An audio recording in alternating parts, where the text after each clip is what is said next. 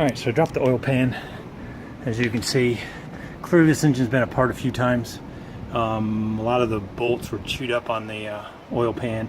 One of them was even metric, just crammed in there. So you can see oil pump. I'm going to drop that off here in a second, take it off, and then I'll rotate this over and we'll take a look at the bearings, the main bearings, and see what's going on underneath there. And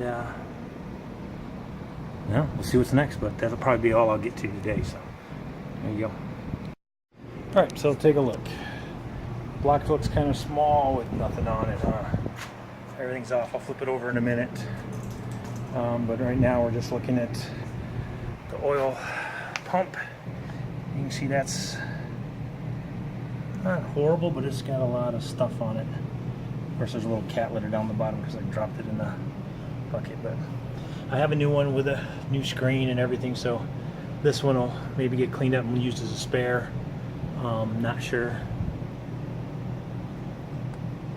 But we're going to flip this over in a minute and look at the main bearings and see if we can find out where that knock was coming from. But I don't think that matters. It's all going to get redone anyway, but it'd be cool to know. So I'll flip it over here in a minute and we'll get a good look.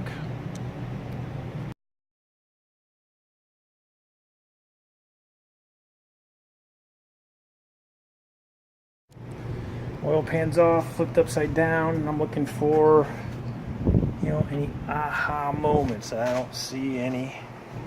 So